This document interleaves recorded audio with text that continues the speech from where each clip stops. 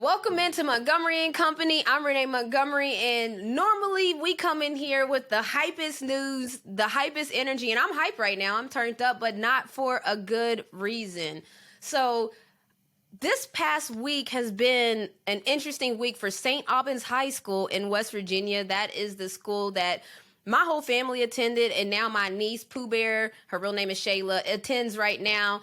And I got a problem with what's going on over there at St. Albans High School, particularly what's going on with the cheerleading head coach, Miss Charlie. And I'm talking to Miss Charlie, but I'm also talking to the people that are at St. Albans High School. Miss Charlie apparently felt that it's unacceptable for some of the people on her team to have braids that are too long, while other people on their team whose hair is not in braids is as long as the braids, and that's okay.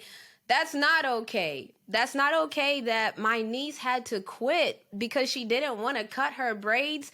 I was like, I had to make sure that I heard this correctly. I was like, I can't believe that this is true. So I went on Facebook because, I don't even use Facebook, but I went on Facebook because I know that's where like the hometown people are. And I went on Facebook to say, what's this I'm hearing about St. Albans High School coach enforcing a rule that's not really even a rule? So what are you enforcing if it's not an actual rule?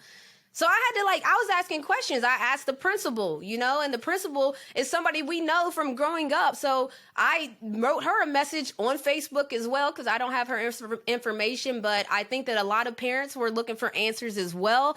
And I didn't just think that. I actually got, and I'm going to call it I got an anonymous message on Facebook that said, "Hey, Renee, I have been posting about the coach all week. This is what someone sent me. I couldn't comment on your post, but I texted someone about it earlier. At the game on Friday, the coach quit because a couple of girls supposedly came at her for having another rule about tattoos and how you have to cover them up. Okay, whatever. And then the black girls that their braids were too long. Now, as a coach, I completely get that we have to make sure that the girls meet requirements and have discipline. But basically, this hair situation was only enforced on a certain type of hairstyles. This is where the problem lies. So all I'm saying is either everybody with long hair gotta go or you gotta cut it, because braids, long hair and braids, there's no difference. And I don't know what's going on with the cheerleading head coach, Charlie, I believe her name is, but Charlie, you got to do better, baby. Charlie, you got to do better. The principal over there that knows about this situation, Jacqueline, y'all got to do better. Everybody got to do a little bit better, because in 2022, a player, an athlete having to quit a sport that they love because they didn't want to cut their hair, that feels a little outdated. It's not progressive. Do better, St. Albans High School. Do better all the way around. Everybody over there do better. But I don't want to just stop on a somber note, because there's so much excellence happening in the world. For instance, shout out to Lindsay Whalen, shout out to Swin Cash, everybody that got inducted to the Basketball Hall of Fame this past week. Shout out to all of them, because that's an accomplishment that's that's the top of the mountain. That's where you are right now when you put on that jacket. And also, I got to just shout out, Lindsay Whalen, first of all, had a beautiful speech. I already texted her and I told her amazing, beautiful speech. Weezy F, baby. Please say the baby. But also Swin Cash, who I call Needs, but that's my homie. Swin Cash came with some energy. Like, the way that she gave her speech, it was like, I'm going to tell you like it is, and I'm unapologetic about it. It was like every time she said something, I was like, okay, Swin. I was like cheering, like it was like, I was at a pep rally. I was turned up. So I want you to just hear a little bit of that energy that got me turned up from the Basketball Hall of Fame. This is Swin Cash, y'all. One of the best decisions I made was attending the University of Connecticut with Tamika Williams. Oh, Blee Blue, I see y'all in here. With Tamika Williams, now Tamika Jeter, Asia Jones, and Sue Bird. There's not much that I can tell you three that I haven't personally already said to you. But what I will say is this, since I got the stage. I wouldn't have traded our experience in college for anything. We were the wave. We were the culture. And if anyone's debating the greatest college basketball team ever, ask about us. What what y'all got for stories? I know y'all better have some good stuff. What you got, Cole? You was shaking your head. You got to have 2 good stories for me. And Cole, the underachiever, do you have 2 this time? I do have 2. But you know what's happening in the news is that there's so much other big things happening that people are letting the little things just go by the wayside. Because anything that I saw anywhere else was either the Queen, it was the Queen, it was Trump, or it was like, see, look, Mama's clapping. It was the Queen, it's Trump, or it's a Kardashian. It's like the same. So I was getting irritated. Oh, no, I'm sorry. The Queen, the Trump, Kardashian, and the Russian and Zelensky thing, the Ukrainian thing. So that's literally taking up the entire news. And since there's so much of that, the little funny stories are not there, but I did find one. Okay, I like that. You said basically you went deep. You was like, okay, there was the big stories that everybody's talking about. You found something else. Ditto, too. Same thing for you, too. Okay, so let's see. I have defective sex toys are being recycled into fashionable shoes. Whoa! I didn't see that coming. Yep, that's it. So that's mine. Takes recycling to a whole nother level. That's crazy. Yeah, they're taking recycling to a whole nother level. And like, what kind of shoes? Like, I just have questions. Like, so they're like, because Payless would have been the one that I thought would have been all over this. No, it's a little company I think in New York, and they're actually taking the sex toys, I'm taking the sex toys, defective ones, and they're making about 15% of the shoe is actually the sex toy, and they're making I think that's things. A selling point. Like that company's name, I want to say it for the company because they might get some business. And Roy just said, when you say defective, I hear used. Does that mean that's where I'm coming from? If it's been tested, I don't want it. Well, if it's been tested, I don't want Snook. it. I don't know. You can walk with some swag on you. I mean, it could be. We're going down a rabbit hole. Well, let's just say it could be defective, as in when they went to go make sure that they actually worked. Or like if they, the shapes weren't right, or it could be things that are. Wait, what are they using? The rubber, like the material? I don't know. They're rubber soles. Well, no, there's a shoe that looks almost like a Yeezy, like one of them foam posit Yeezy things. They took and melted it down, and they made their own style of what looks to be a Yeezy lookalike, and actually sold out within minutes of actually putting them up online. So that. So that's so I interesting. knew. I wonder why. Like, are they maybe because do they look like Yeezys? And stuff? Yeah. Like, Look. As a matter of fact, I can get the picture for you because I'm saying like I wonder if this is a selling point. People use recycled materials all the time. Like, why would they actually put that out there that they're using recycled sex toy, material? I feel like that's a great selling point. Interesting. That's what You know? I want to get at. Something, people. We need to come up with something. It is too much crazy stuff out there that people are making money. All I hear is entrepreneurs really everywhere, baby. One time, Like, I wonder if people just want to get in on the ridiculous. craze if that's why it's sold out. So here we go. Let me just show you. I'm going to put it in the camera. Oh, my light is. No, we're gonna have to pull it up. So you're gonna. Oh, I can see it actually. They look like Crocs. Yes. And let me just zoom in on the picture a little Crocs. bit more. Okay.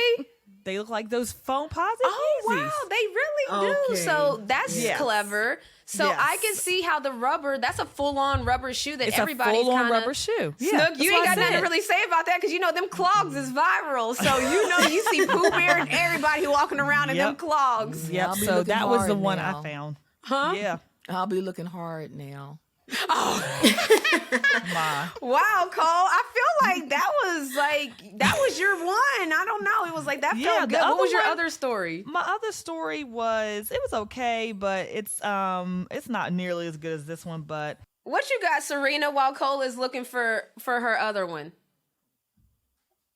So, okay, not to scare anybody, but The Purge is coming to life. Okay, I don't know if you guys have read about this. Okay, so this is what the headline read. It says, Illinois passes purge law. Hundreds of inmates expected to be freed once Safety Act goes into effect on January 1st, 2023. So, according to the law, these are the non-detainable offenses. Beginning January 1st, again, is aggravated battery, aggravated DUI, aggravated aggravated fleeing, arson, burglary, drug-induced homicide, intimidation, That's too kidnapping, far. robbery, That's too far. second-degree murder, and threatening a public official. So That's those way, way too offenses. far.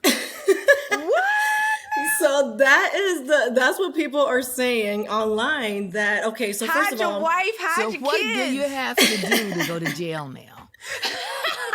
Right. exactly. So now they're doing away. They're not gonna have a cash bail bonds anymore. So people, if they're charged with one of these offenses, they could stay at home and wait for their trial, their court day, whatever it is. So yeah. So that's something different. So according to the law, it was first introduced by a Democrat. Let me make sure that I have the facts. This We've is lost like, our wait a mind. minute. You know what I'm about We've to say. lost our minds too, evidently. Hide your wife, hide your kids. It was introduced by Chicago Democrat Justin Slaughter, who helped legalize the bill, and in April said that Republicans who were opposed to the new law perhaps had a bad stench of racism during their political rhetoric about crime. I mean, during their time in charge or something. Yes, exactly. So he's saying that this is going to free a lot of the inmates who are probably wrongfully detained there, people who are just awaiting a court date or something like that. So Like I the get headline that for the ones that are wrongfully detained. See, this is where the fine line so comes. 'cause it's exactly. like- So you see, it was like some people are confused online because the headline is very scary. It's like Illinois passes purge-like law, but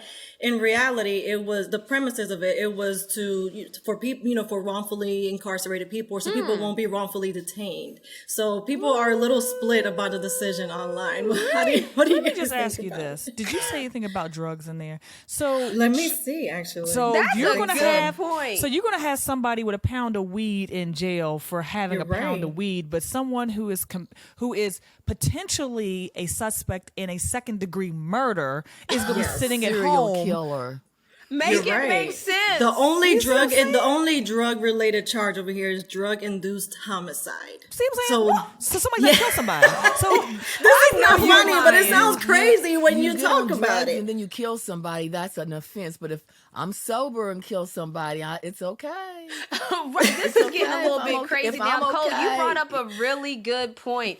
The drug laws, why are they Yes. not? That's if he's trying to go the race route, which I heard a little bit of that when, Yes. What's up with the drug laws, the marijuana charges? There's a lot of states that have it legalized now. That's a good point. It's like you letting the purge to that point, these purge laws through aggravated assault, all of this. It's kind of like they said like trespassing. People are not gonna be able to. They're not gonna.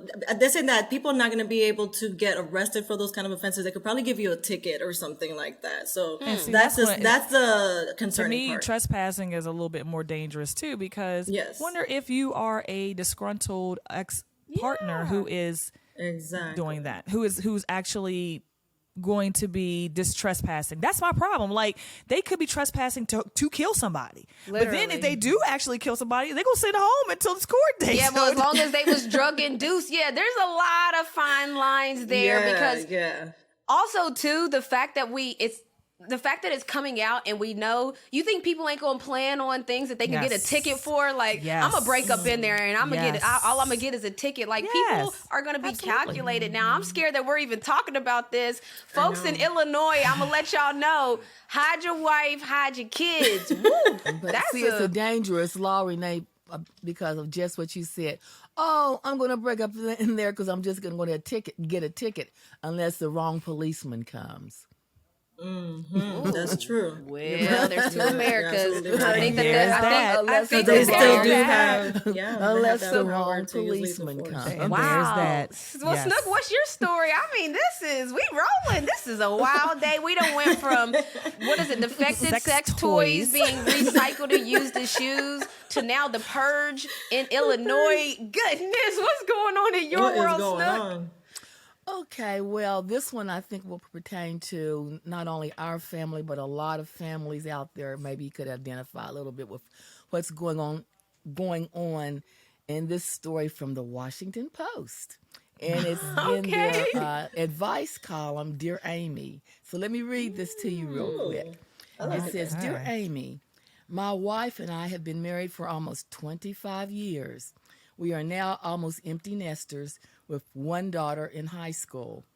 My wife has a brother and a sister about her same age. I have an issue with their family dynamic that is magnified now that we are older. The two siblings call my wife at all times of the day or night just to chat. Her brother is divorced and lives by himself, so he has no reference to downtime.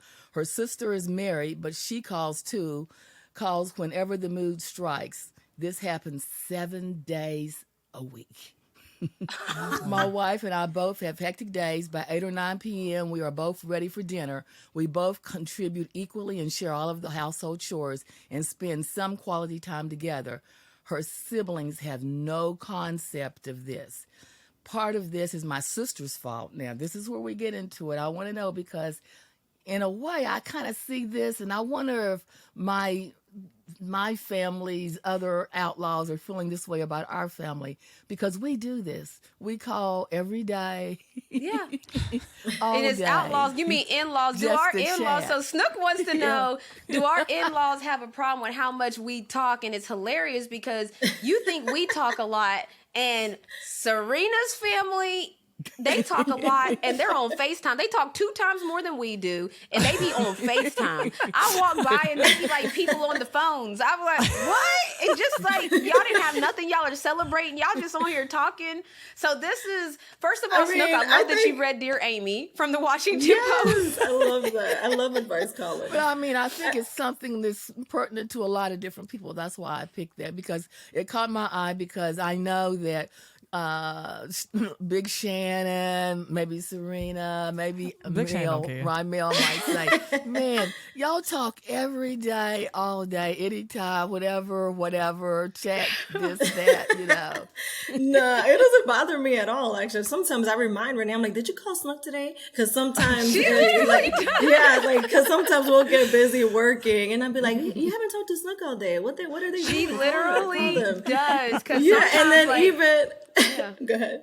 No, go ahead. Keep No, going. go ahead. You said even what? I was going to say no, because even sometimes it's like, I don't even know what time of day it was, and I'll turn around and it's already 5 p.m. and I'm like, what? Like, so sometimes I lose complete track. Or sometimes something happens, and I'll be like, call Snook, call him, and then let's tell them what happened. Let's see what they think. Because Literally, sometimes me and Renee, we have opposing do. views, and sometimes I need people to back me up, and I'll be like, you see, I told you, Renee. So that doesn't bother me at all. I mean, honestly, like, I feel like I feel like I'm a little bit different, because Renee said I'm very close to my family too. So I don't know if I'm really the norm. Maybe our families are, like the in-laws involved with our family are more understanding, because I do know some in-laws that do not like that. I was about to touch that too. I said, because let me just say, Shannon's family is the same way. I talk to my sister-in-laws and my mother-in-law the same way. He talks, I don't think our families Yeah, really like we're have all any- close to our family. We're all very close, and I don't think it bothers anybody. But I can see how it could be a problem if you're not that family that does that. Then you're like, what could y'all possibly be talking about? You talked to her this morning, you talked to her this afternoon, so I can see where that could be a problem. And also, some families have family members, they're not very... They always got something going on that's wrong. So then you're bringing the drama into their household. And they're like, every time you go off the phone with her, you're mad, you're upset, you don't want to go here, you don't want to do anything. So they could be disrupting the peace in his life. Like, he could be bringing divorce issues. She could be bringing marital stuff. And she could be like, look, our kid's about to graduate and we about to be just us. Don't be bringing your and you're always gonna be there, want to be there for your family. So you're always gonna want to help and stuff. Yeah. So Well, it can definitely listen. take a toll. Paul said he leaves his family group chats cold when that happens. So apparently everybody ain't gonna he's stick it definitely through. like Ron then, isn't he? Oh, yeah, Dad bowed Denny out don't of fool ours. with the group chats. Yeah, Our he group don't chats go- be rolling too. If y'all follow me on Twitter, I'll be posting things from the group chats. Cole, Do I don't you, even, Renee? Yeah, I do. I be posting the group chat on Twitter for real. Multiple screenshots too. I don't even It's not just hilarious. one screenshot. I post them all. Like, that's definitely.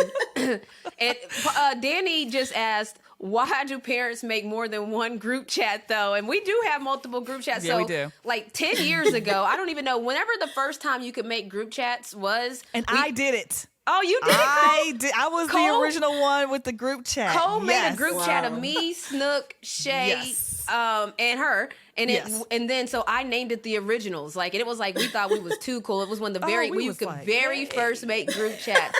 And so that was just for us. It was just the ladies, the originals. And then we had a group chat called the Fam, and that's like 26 deep at this point. Yeah, it's about 26 deep. It's Yeah. really. Roy said, "I'm happy First no of one wants me all- in the group chat." Roy, First of all, people the want only you in their group reason- chat. You're Well, bringing Exactly. on Get an chat right iPhone, now. and then maybe people will want to put you in the group chats because you be There the you one go. turning We the don't want no tag green green. bubbles. No Yeah, green no, bubbles. we're not Exactly. about This is to- the crazy thing when you say drama. It's really different because most of the time we laugh the whole time. Oh, our drama's we don't funny. talk because we like half of the half of the time is conversation and the other half is laughing. It We is. For laugh sure. a Good drama. lot. Good And that's drama. healthy, you know. Right. It's healthy to talk about things. I mean, even when like during the pandemic, when everybody started doing the Zooms, like Yep. I loved it. I told Renee, I was like, you guys should do a show or something. You guys are just so good at just having conversations, and just Snook is right. Like you guys always sound like you're on a show, and so like I just love hearing you guys having conversations. So yeah, it doesn't bother me at all. I love Renee when she Well, when thank she you, talks to you. Serena. Ah, that was a good one. And That by was a the good way, one. that's how the podcast began, you guys. Sam was like, I don't know if you should stop doing this weekly family thing, but I know everybody can't go in there. And so that's kind of how the podcast idea, Remotely Renee, when it first was job, Remotely Renee. Sam. Yeah. So she was like, it sounds like I'm listening to a show right now. Like, that's kind of the whole thing. Snook, Dear Amy from the Washington Post. So Yeah. I love I like That was a good that. one. That was a good is- one. Man, okay, well, I'm gonna go ahead and do one of mine then. Well, I guess since we could probably wrap, this was like the whole newsroom. This was so, the entire. I was going to say we can like, keep going with this. wow. Because Yeah, this was this the one was show. a At this point, this was the show. So there's two things that I wanted to mention then, since this is going to be wrapped up. So Steph Curry covered Rolling Stones this year, and he's the first athlete to do it since 2016. So this is a very rare thing for athletes to do. Rolling Stones is like for your biggest rock stars in the world. So wanted to give our newsroom, we wanted to shout out Steph Curry holding it down for the athletes. Who I was think that's who was the one in amazing. 2016? Colin Kaepernick, by the way. So Colin Nice Kaepernick follow-up. is That's a very rock star follow-up. move. I like that. Yeah. yeah, so I wanted to just make sure we said that here because athletes, that's a big, big deal. The cover of Rolling Stones, that's for your Beatles. I mean, for and- anybody. yeah, that's for, the Queen even, so that's Yes. things that those people, and Steph Curry R.I.P. has the now Queen. made the cover. So I wanted to give him a shout out. But my story this week, boy, y'all know I like this. It's that time of the year where Forbes releases their top 50 paid athletes. Oh, I So know. I you wanted like to this. bring that to the table. First, I wanted to see does anybody have any guesses of who's going to be on the list? The number one. Okay, Yeah. I can say Michael LeBron's Jordan. definitely on there. Michael Jordan's probably still on there for 40 years. Serena Williams. Serena Williams definitely. Okay. Serena, you got any guesses? Tom Brady. Oh, I'm so Oh sorry, yeah, guys. that's a good one. Let me see. Ooh. All right. Anyways, that's taking too Sorry. long. Come on. What about Floyd Mayweather and some of them boxers? Floyd Oh, good, Mayweather and Snook. some of those boxers. Oh yes, okay. that is a Yes. good one. Yes. Oh, Well, let me that's because I always want to go to one of his parades. I hear he throws money, so he must have a lot. Of it. Okay, money. I mean, Mayweather. LeBron She James. I'm said sure he LeBron makes James. it rain. Right. I only heard him making it rain in the strip club, but I don't know what parade you talking about. But that's Oh no! I heard he goes down the streets and does Yeah. it from a car. He throws money from the cars. Yeah. I did not I've seen know that that. video Talking before. about. Roy I'm sure. said I don't know if we Tiger already Woods, said y'all. LeBron. Oh yeah, Tiger Oh, Woods. yeah. Yeah. All right, so I like the guesses. However, none of those people you mentioned are the number one highest paid athletes. Names like LeBron James, Kevin Durant, and Steph Curry own thriving media companies. Serena Williams is behind a venture capital firm with a new $111 million fund. Naomi Osaka has more than 20 corporate partners and is the founder of a skincare line. Tom Brady added a massive partnership with cryptocurrency exchange If you say a FTX. Kardashian. While launching an autograph and NFT platform of his own. But none of those people are the number one on the list, okay? Ooh, I'm telling you right now, this is like the number one on the list. is Messi, the soccer player. Okay, do you Ooh, guys okay, this is okay. what you got to get into. This is a Yes. different world. You got to get international. sense. See, I we can was believe that. I thinking- can believe that. on Yeah, the field, he definitely. made 75 million. Off the field, he made 55 million at the age of 34. Nationality, he's from Argentina. Lionel Messi's 20 million a year partnership with Socios adds to an endorsement portfolio, includes Budweiser, Adidas, Pepsi. The man is making money, okay? But number 2, you guys were close. LeBron James is number 2 on the list. On the field, he made $41.2 million, and off the field, he made $80 million. So LeBron up there at number 2, but I'm talking about that soccer, that football is making money internationally. Any guesses for number 3? Serena. Is it a woman or a man? It's a man. This is a man's world. It must be Michael Jordan. He's still making money off of these Jordans. It has to be. Nope. Shaq. Cristiano Ronaldo. Another Another soccer player. one. That's what I'm trying to tell y'all. Shift your mindset. Man. On the field, he made $60 million. Off the field, he as well as Messi made $55 million. Like his rival Messi, he had a disappointing first season with his new team, the Manchester United, stuck in 6th place in their premiere, but it didn't affect his pockets, baby. No. Making money. That's guaranteed. At the age of 37. Number 4, who we got? David got? Beckham. A Top female, 50. hopefully a female. Is it Serena? This is a man's world. I said David Beckham man. since we're on the soccer players. David Beckham? Okay. Oh my goodness! Who No, y'all I got? thought you were saying it was David No, Beckham. that was her guess, but I mean, you're We might smart as well to stay over there. You're smart to See- say soccer because number 4 is Neymar at 95 million on the field. So this is 3 soccer players in the top 5. I just want everybody to know, make your kids play soccer, baby. All right, number 4, Neymar on the field, 70 million. Soccer Off moms. the field, 25 million. He rounds out number 4 at the age of 30. Neymar has scored his 400th goal in November, but like Messi, he was stung by criticism. Okay. Who cares? I wouldn't care about no criticism. What podcast is right? Hello, somebody. Number 5. Any guesses? Anybody? Roy said Mike Trout is his guess for number 5. Anybody got any guesses? Serena. I hope there's a woman in there. This is a man's world. Aaron Rodgers. I don't know. Sam said Aaron Rodgers. Jeez, Monetti. Number I'm sick of it. 5, and I'm only going to do the top 5. Coming in at $92.8 million. We have Chef Curry in this thing. Chef Curry in this Oh, thing. wow, Chef Curry. okay. Steph Curry on the field made $45.8 million. Off the field, he made $47 million. No NBA player made more in salary this past season than Steph Curry and the Golden State Warriors, due to his signing a 4-year deal, $250 million extension, by the way. So I'm just saying. Renee, I'm gonna say this. I love that all these people have made their coin, and there was a top 5, and I say congratulations to them. Let's move on because there was no women on there. So I don't There wanna was hear no that. women, There was yes. no women on there. So Wait, so there's just no women in the mention- top 10? It's still a glass ceiling, ladies. I Listen, see. okay, Right. and I'm True. going to Let's keep crack going. it. We want to crack that. We trying to crack glass. that True, thing that's open. right. This is why when we say So we're wait, into there's no money, women in the top 10? I'm going to get to that. Why we say we were Okay. into money and investing into women. Like, this is what we mean, people. So number 6 was Kevin Durant. He made $92.1 million. That's on the field, $42 million. Off the field, $50 million. Number 7. And he really doesn't even have a home right now. He's Well, just, that's just sports wise. He has a booming media well, I'm just company. and saying, along with really, if you said athletes, he really is really in a. We don't know about Kevin right now. Where Well, he's he playing going. for the Nets. He signed back with the Nets. He said he's all in with the Nets. We're going to fly through these Snook mad now that there's no women in there. We're talking basketball now. Yeah, so no. Shouts to Kevin Durant, though, because I love his brand, Rich Kleiman, everything they're doing over there with the boardroom and investing from their investment firm, 35 Ventures. Shouts out to them. Love it. Number 7, Roger Federer is coming in at $90.7 million. He's a tennis player. He made $0.7 million on the field, but off the field he made $90 million.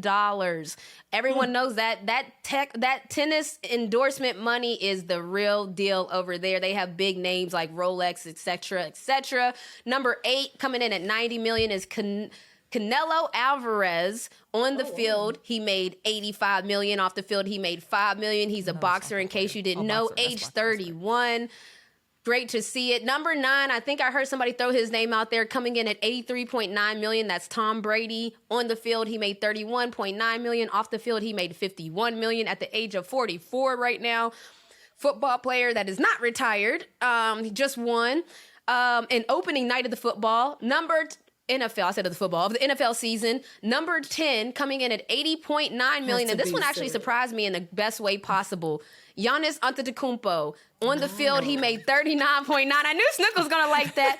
Off the field, he made $41 million. And I don't know why, but I just love the fact that Giannis is in the top 10 because I love him as a guy. I know that he's going to do amazing things. He's only 27 years old.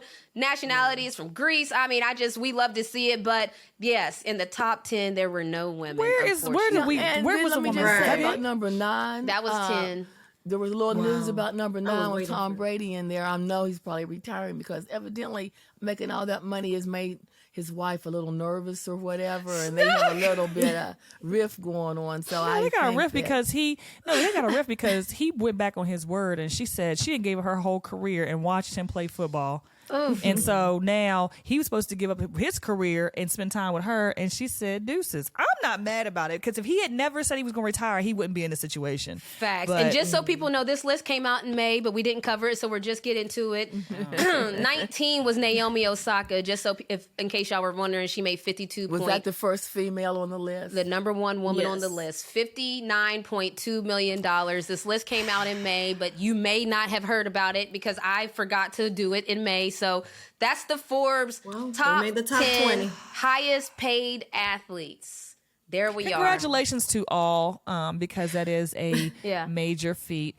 We would just like to see the representation of both genders be equal within at least the top 10. Yeah. You know, a woman to break at least. We're not asking for it to be half and half. We just want one. Like, I mean, can we, like, look, we ain't even asking a lot at this point. We say, can we sit at the table? Can we sit at the top 10 table and just see what that food tastes like? That's all I've said, okay? But that's our MoCo Newsroom. We're just bringing you stories that we found interesting throughout the week. Okay, so we're here with the legendary director, Gina Prince-Bythewood. You better know who I'm talking about right now because I'm an athlete, so this is Mrs. Love and basketball we're talking about here, okay? But now she is the director of the powerhouse film, The Woman King. Gina, welcome to Montgomery Company. Oh, thank you. Super happy to be here. Oh, Thank you. So you've directed 2 iconic movies, both having women lead. So I'm curious, was that intentional or did that just happen that way? No, I mean, I hope that people can see a through line from Love and Basketball to The Woman King. It's absolutely my intention with my work to reframe what it means to be female, what it means to be feminine, the fact that I believe athletic bodies and skills should be celebrated and not denigrated in the way that it happened when I was coming up and people kept saying there's something wrong with me because I love sports and didn't want to wear dresses, but that shouldn't take away from my femininity. And so to be able to put a character like Monica up on the screen who was... Come on, Monica! And then these incredible women in The Woman King, these warriors, these badass women who also have great vulnerability, which we often see as a weakness, but in this film, you learn that it's a strength. Again, that's what I hope my work has been able to do. Renee is trying to hide her excitement right now because Love and Basketball is literally her favorite movie of all time. Okay. So I will say it for her. She's trying to play it cool right now. Many platforms for watching the movie. Yes, it was finally a movie for us though, because like we see so many movies that are sports movies that the stars that we really can't be, and so A League of Their Own is another movie for women where it was like this is us, and you talked about that strong femininity in the sense of like it's beautiful, those bodies, and in essence you said that you make your actors do their own stunts, and now this is an all-women cast of soldiers that are coming through. So what was that energy like of all these women doing these incredible stunts?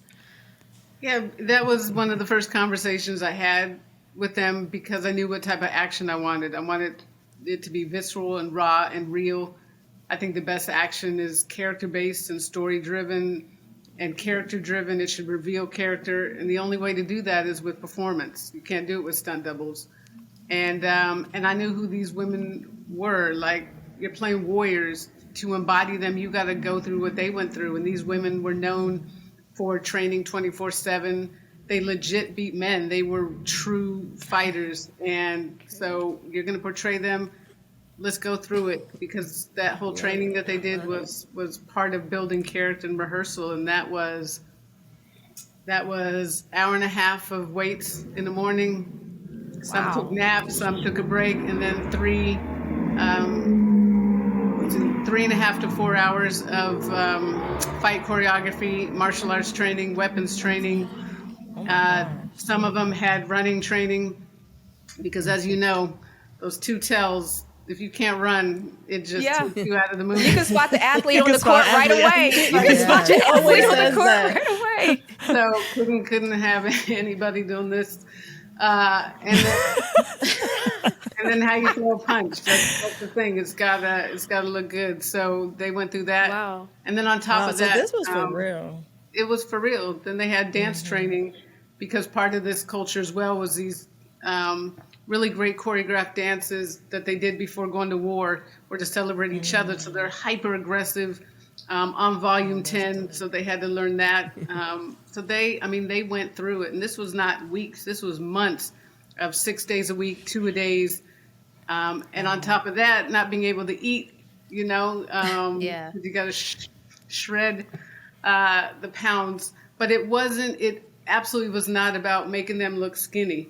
It was about being athletic and looking like warriors. And part of it was also, I wanted women to be able to see all shapes and sizes. Like, you don't have to be 6 foot and statuesque to be a warrior. You can be any size. And so that was really important as well.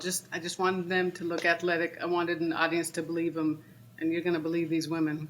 Yes. Man, I'm telling you, look, I can't wait for this to be my new favorite movie. What were you going to say, Snook? I was going to say, I bet you most of the performers or the actresses there, what happened there on your set raised their self-confidence for being able to handle themselves or take care of themselves. Everything you mentioned are things that I would like to be able to do outside of a movie set if I needed to. Right. Kind of. Yeah, That's true. That is true. That's what I was They thinking. talk about it. Viola talks about going into it being one way and coming out of it and feeling like a badass. I mean, it changes. Yes. It changes how you walk in a room. It gives you swagger, knowing that everything is tight, that you can handle yourself.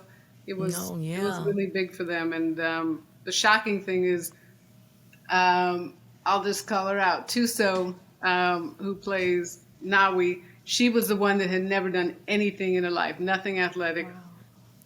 And I cast her in April. She started training in May. She was the first, and she trained all the way through shooting, which we finished in March. So that long, she became really good. But by the end of it, she was like, that last week, she was like, I'm done. I want McDonald's. she was like, I need a cheat week, baby, after that. She was like, I'm not lifting anymore. And she did take a break.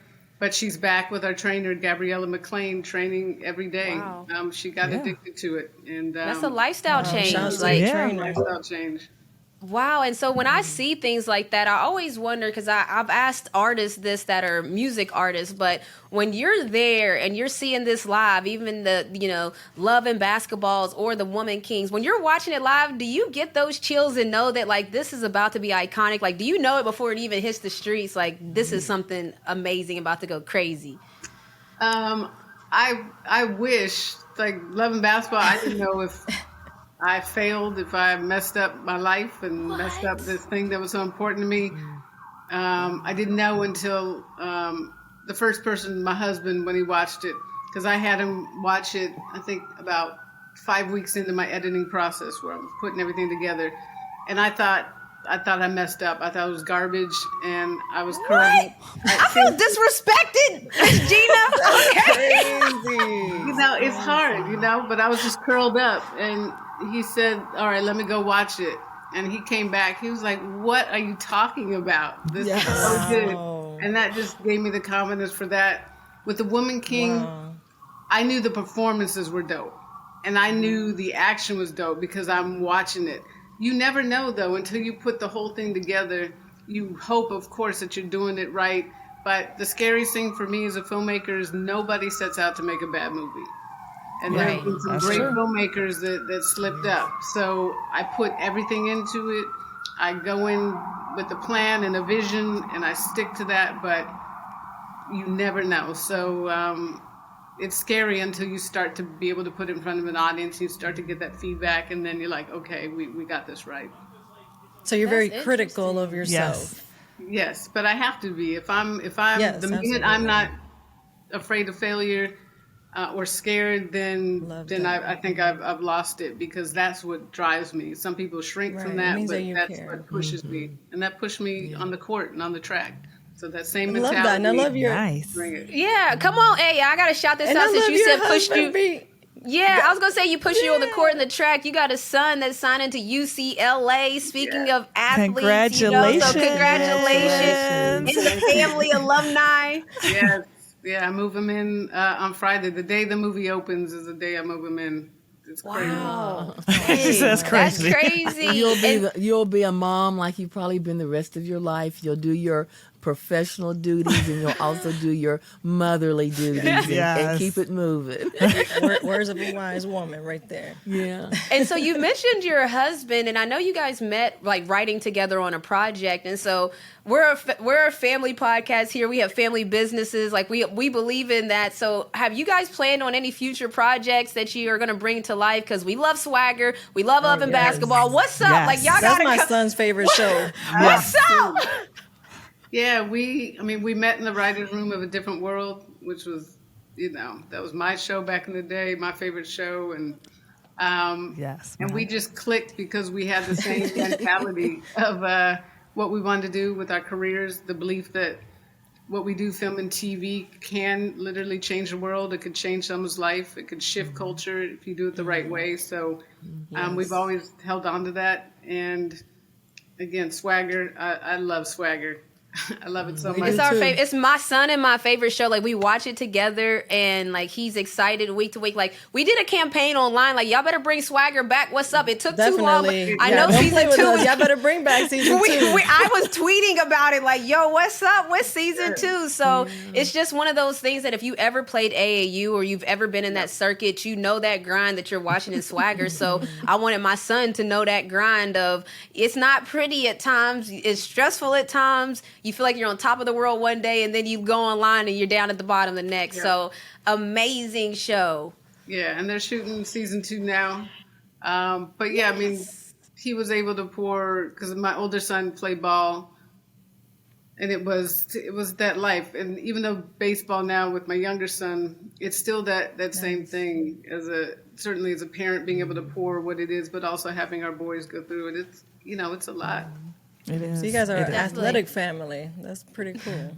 Yeah, Love that's that. awesome.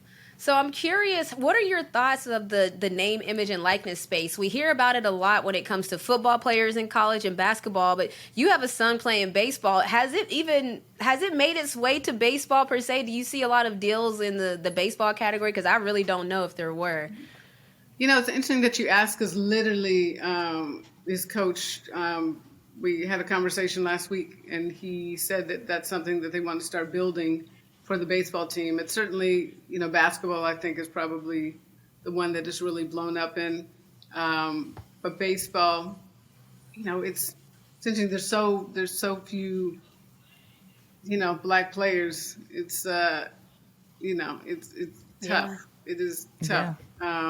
But then you've just got those dope players like Mookie Betts that he gets to look up to, and Aaron Judge. So I think in terms of that coming to baseball, you got to kind of create that star thing, and but trust. He's like, I can make money right now. Listen, Right. he's That's just the trying part. to make some Why money. not?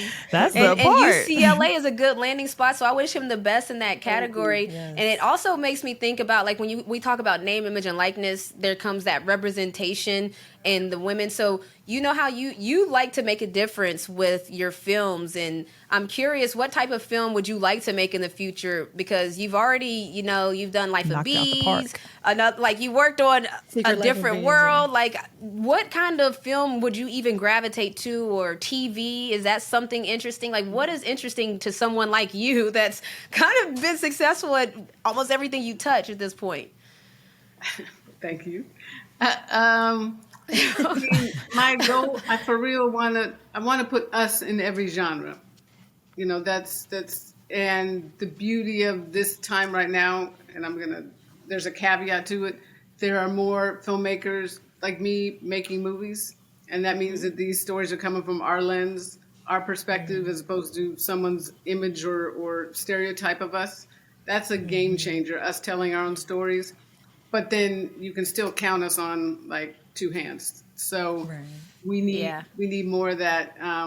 And Absolutely. like I said, I want us in space, and I want us in a Western, but that just happened, which is beautiful. I want more love stories with us, and not just romantic comedies, but like love stories, those deep ones that wreck you and build you back up. So Right. Come on, where's our notebook? well, you're Okay, we doing need a exact- notebook. Like, Yes. So Yes. Well, you're doing exactly what we've talked about on the show, and I'm always talking about it when we talk about gender equity, and that's a big deal now. And everyone is trying to make it look like they're supporting or pouring into gender equity, but I still find sometimes that there's a lack of diversity in that gender equity, and so that's one of the things. If we're going to come along, I want them to bring everybody, not just a portion or different. Absolutely. That's a good point. No, it's a fight. It is still a fight to tell our stories and for us to be able to tell our stories. But success begets success. And the more our films do some things, the more of us are going to get the opportunity. I was just telling Renee the other day, we're all, I don't know any new good love stories. I see a lot of rom-coms, but like a lot of the love stories that we like, or love movies, whatever, they're like older, maybe early 2000s. I would say maybe the latest, maybe 2005, maybe the last, I don't know, but it's been a while since, you bring up a good point. And you probably get this question a lot, but I have a question for you. So when did you realize that you wanted to go into storytelling? That was early, and it was, my mom used to take us, there were like 5 of us at one, because at times we had foster kids, so it's like on the weekends, so she didn't have to deal with all of us, she would take us and drop us off at the theater. And I remember seeing Benji, which is a movie about a dog. I remember Benji. Oh, we know Benji. I remember seeing that and crying in the theater. And I was shocked that something that somebody made up could make me feel that deeply. And then I saw E.T., and that just sent me. And it was at that point I started writing short stories. Nice. And that was like at age 7, 8 years old. wow. And then our TV broke. And my parents decided not to fix it, which was horrifying to all of us. But we went 7 years without a TV. But in that time, all I did is read. And I mean, go to the library, check out 20 books. You had to find ways to entertain yourself, right? Oh, absolutely. So, I can still read a book a day, which is great. Like that muscle. But that absolutely just sparked my love of storytelling. The fact that you could control your own narrative and you could go into these different worlds. And so I knew pretty early on I wanted to write. And then once I got to high school and we got our TV back, I fell in love with soap operas and just kind of. Come on, Young and Young and the Restless. Restless one of them. I love soap operas too, but I like novelas. Yeah, it was Young and the Restless, Board. Bold and Beautiful. I did like Bold and Beautiful. Another World. And the crazy thing about Another World was that my husband Reggie, obviously way before I met him, he was an actor on Another World. I was tracking him all these years. But I fell in love with soap operas, and then I read an article where it was an interview of a soap opera writer, and that was the first time I realized, someone actually gets paid to do that.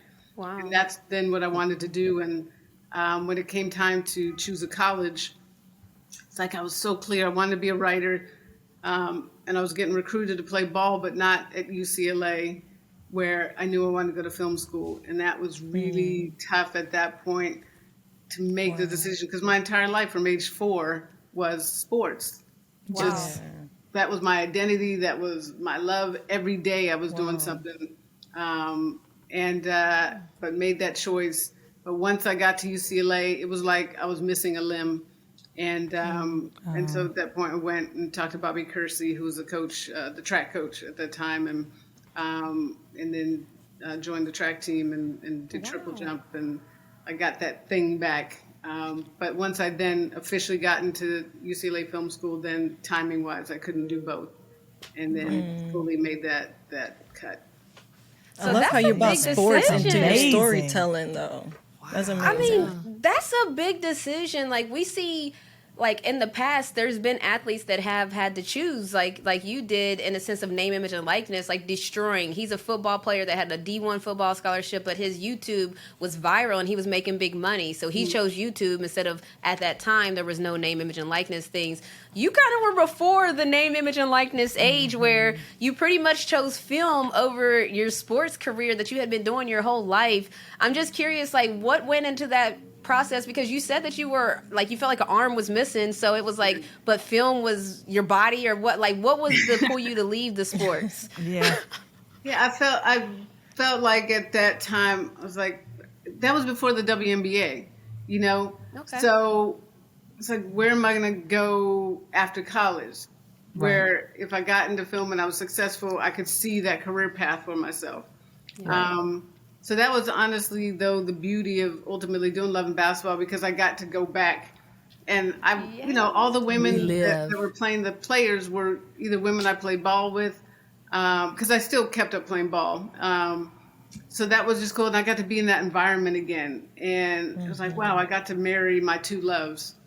And is that why you chose the Sparks? I'm just curious, because UCLA, all of that, like the Sparks were the stars of Love and Basketball. Yeah, I mean, the hardest thing was, I wrote it that both Quincy and Monica went to UCLA.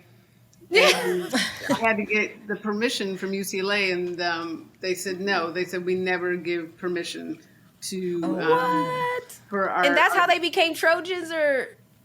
That is, and then I tried Stanford, and Stanford, I still have the letter. They said that my characters do not represent. What? That's crazy. Well, did you try UConn? Wow. Wait a minute. They said what they said. It did not Right. represent. They meant what they meant. Exactly. I'm pissed off to this day. So then SC was like, come to us. You can have everything at the run of our campus. You can use our name. Because, when you watch a sports movie and they make up the college name, it just takes you out of it. So I had to, and when you go to UCLA and you play sports, like, it's indoctrinated and you hate USC. So it took so you went straight to the others. Yes, I love see it. what you did there. I love it. Okay, that's that competitive fire. That's that competitiveness in you. Yeah. That was that I wore my competitive fire. UCLA gear on campus, so I couldn't help myself.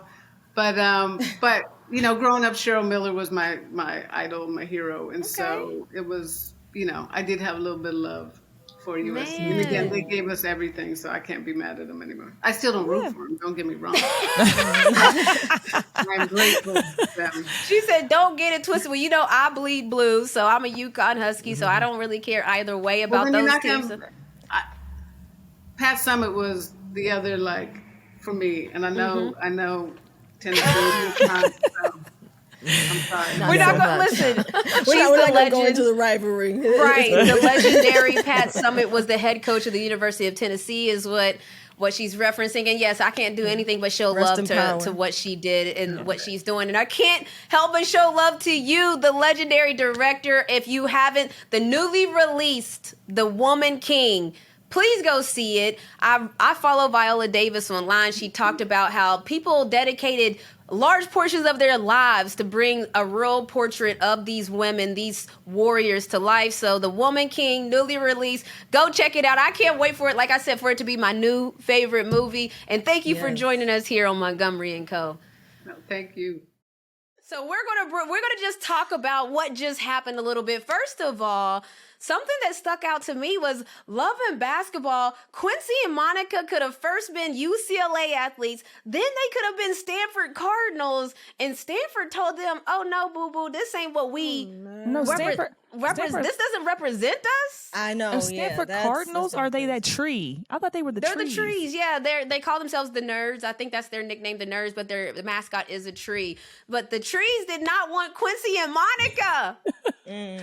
Let me tell you, she said what she said, and she said that for the purpose of it didn't embody the student. I said, It they said what they said. They meant what they represent, and I said, well, they meant what they said. Take them with it. Like you know, Roy has entered the chat. Yeah, but that happens with so many different things. That's what happens with her in the movie industry and the clothes industry. What we were trying to do.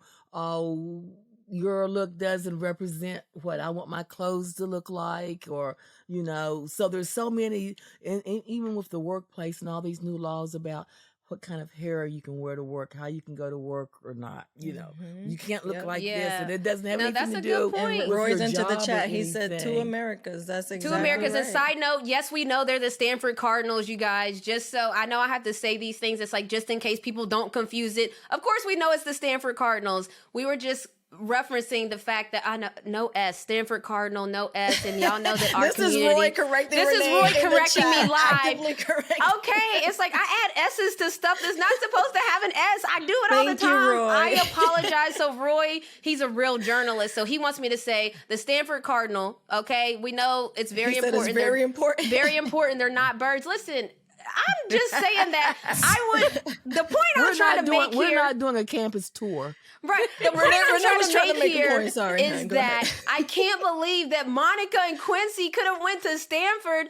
I was asking her, what about them Huskies? And she was like, I'm a fan of Pat Summitt, so it would have been they would have been a That Tennessee was the volunteer answer to before. that. She answered that very bluntly to you. Right, and very honestly, we got to respect that. We got to respect no, that. she's a legend. Back with that. Yeah, she's a But legend. to your I mean. point, Snook, there are, and to yours, Nicole, also, there is a lot of undertone in that. What does that mean? It doesn't represent our student body. I think everybody now, even though that was a long time ago, 20 something years ago, everybody knows now what that means. Even people knew then, but now is more of a mainstream thing for people to know. Okay, that definitely has undertone under it. What does that even mean that you don't represent us? That's even in the episode of Bel Air that we saw. Remember when it was like this I don't know what it was. I forgot exactly what it was. Exactly program. that it was like some platform that didn't want to put her on there because they said that she didn't basically embody what their demographic was, and everybody knows that has undertones to it. And there is a microaggression. Well, they're thinking about it the wrong way, Serena. They should be thinking about it. Wow, we need to get up and be on par. We're not on par. Well, it's If we're not. interesting though. I mean, y'all are dissecting the layers of it, because there are layers to it, because you also have to remember something that she brought up was that with Love and Basketball, she didn't even know whether this was a hit or not yet. We're talking about Love and Basketball in hindsight, and hindsight is 2020. To Stanford's defense, the sign of the times, probably they didn't know it was going to be a hit, but also we know what you said. I'm just going to say that. But also, I think it's interesting because at that time, she wasn't the director Gina that we know now. She was trying to get a yes. So it's crazy to see that she's, a writer. She wanted to write with representation in her script. And then now she's getting no's and different things of that nature. So it made it think, because we have Think Tank Productions and we see a lot of no's. And, we see a lot of yeses to things that were just like the thing you said no to us for. And we're like, what is the difference? We know. So it's interesting that she started that journey a long time ago. I wanted to ask her, what did she do? She started writing. You giving them too much of a pass. I don't care. Nobody says new, used, old, young. I don't care, because if they had read the script if it didn't make it, it wouldn't have hurt them a bit. That's the part. That's the part for me. If you'd have read the script, if it didn't make it, it didn't have it wasn't a very controversial script. I'm just saying. It was literally two kids trying to play basketball and a girl trying to find herself trying to play basketball. Yeah. It wasn't like it was touching a whole lot of political bounds. Yeah. It was a love story. So my True. point is, even if it didn't make it, it wasn't going to be something that would have dinged them for the love story that it was. The overall picture that didn't even come into. I know it did. That's what I'm saying. That's why I told. That's what I'm saying to Renee. That's what I'm saying to Renee. That's what I'm saying to Renee. It didn't even enter Because her own she's giving school, too much. I can credit understand to why that. her own school said no. They said UCLA does not rent out their name, image, and likeness to no one. So Which is fine. if a school says something like that, it's like, look, you got your rules. That's your school rules. We don't do it for nobody. But it was the reasoning. You're right. The reasoning and the storyline. You bring a good point. This was a love story, love and basketball, baby. This was come on. So it's like, but I love that also too.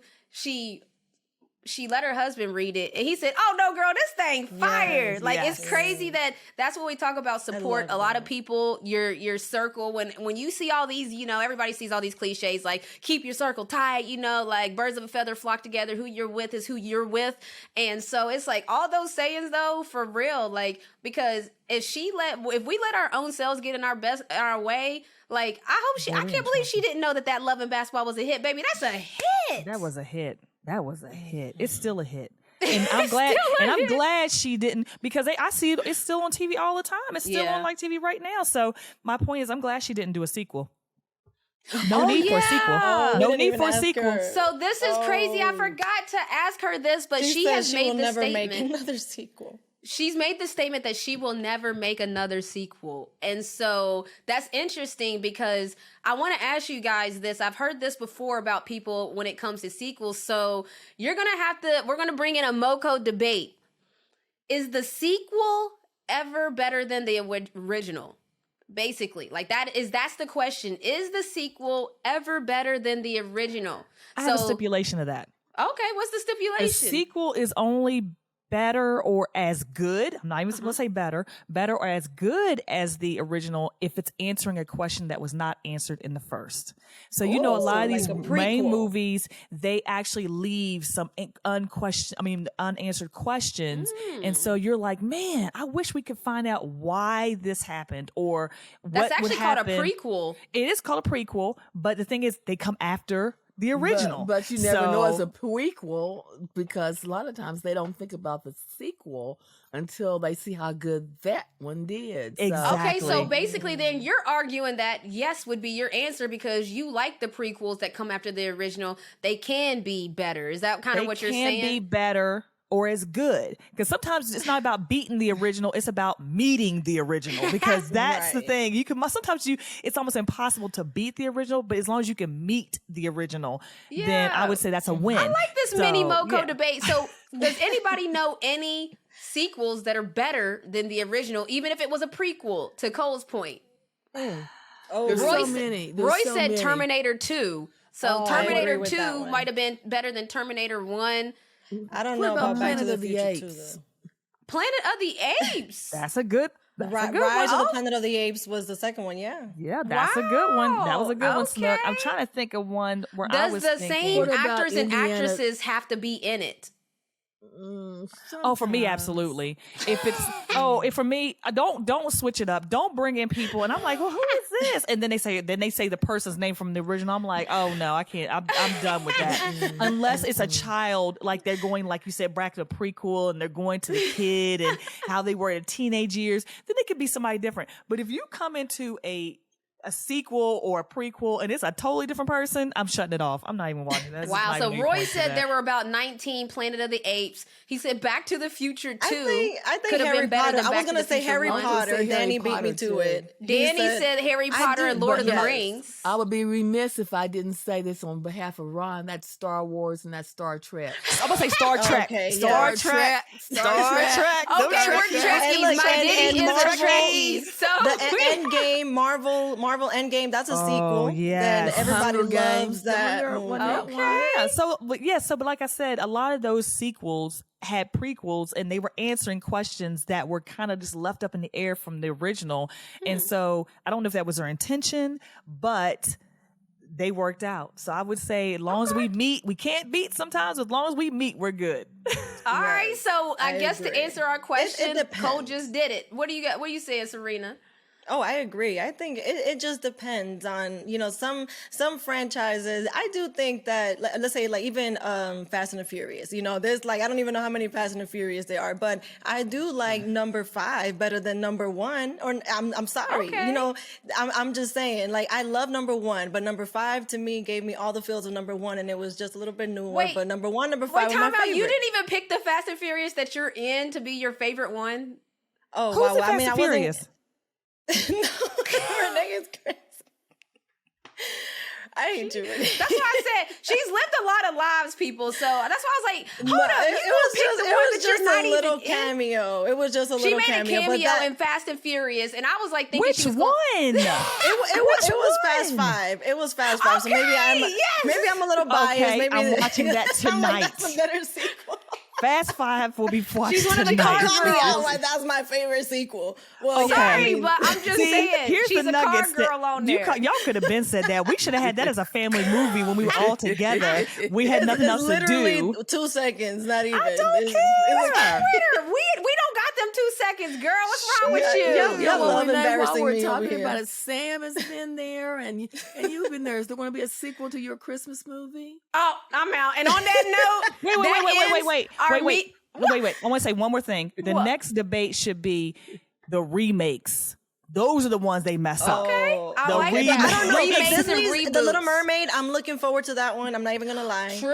I'm Yes, I am looking The forward to Little that Mermaid. one. That But is they a messed the remake. Lion King up. They messed the The Lion King. I had high hopes for Okay, it. but we'll talk about it I'm not gonna talk a little bit. We'll talk about it on the next MoCo debate. But man, oh man, we had the legendary Miss Gina Prince-Bythewood, y'all. Yes. Wow. Snaps.